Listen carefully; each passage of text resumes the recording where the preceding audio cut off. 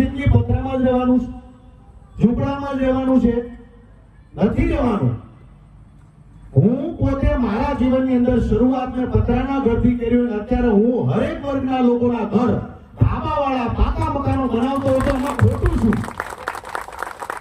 અને હું હંમેશા વિચારું છું કે આદિવાસી સમાજના હરેક લોકોના પાકા મકાન હોવા જોઈએ કે ન હોવા જોઈએ? આપણે આખી જિંદગી ઝૂંપડામાં રહેવાનું છે અને લોકો આપણું લેવલ પતરાથી આકે કે આ લોકોને તો પતરા જ આપો, બીજું આ લોકોને કઈ જોતું જ નથી. એવું શું કામ? મારું પોતાનું લેવલ એમ છે કે મેં મારી શરૂઆત નાનેથી કરી હોય, મારો ગ્રાફ ઉપર જતો હોય તો હું પછી ધાબાવાળા ઘરમાંથી પતરાના ઘરમાં શું કામ આવું? એટલે જેને ભગવાને પૈસા આપ્યા હોય, કદાચ આ ગામની અંદર સેવા કરવા આવો છો, દાન દેવા આવો છો, તો તમામ લોકોને કહું છું કે ભાઈ આ લોકોને પૂછો કે તમારે જરૂર શેની છે.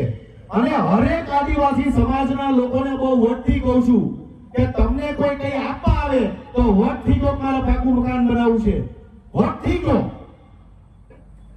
ઝૂંપડા હું મારી મનથી એવી ઈચ્છા છે કે ભારત વર્ષમાં હરેકનું ઘર પાકું મકાન હોવું જોઈએ. પેલા 30 ડિગ્રી પડતી ગરમી, પછી 40 થઈ, હવે 50 ડિગ્રી ગરમીમાં પડે છે તો આપણે પતરામાં મરી જવું. આપણે ધાબાવાળા પાકા મકાન જોઈએ. એટલે જે પણ સેવા ભાવીઓ અહીંયા સેવા કરવા આવે છે, બે હાથ જોડીને વિનંતી કરું છું, થોડું કરો પણ સારું કરો. આ યથાશક્તિ પ્રમાણે આપો એનો વાંધો નથી, પણ આ સમાજને આ બહુ સત્ય વાત કરું છું. સુરતના કોઈ પણ મોલમાં જાઓ, તમને 12-13 કલાક ઉભા રહેતો જે છોકરો જોવા મળશે ને આદિવાસી સમાજનો જોવા મળશે. કારણ કે તાકાત છે આદિવાસી યુવાનોમાં. બીજા કોઈ 12 કલાક નથી ઉભા રહેતા. આ બહુ સત્ય વાત કરું છું.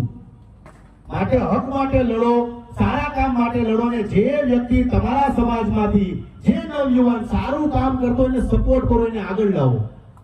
આ લોકો સરસ મજાની નવરાત્રી કરે છે તો એને બિરદાવો, એને સપોર્ટ કરો.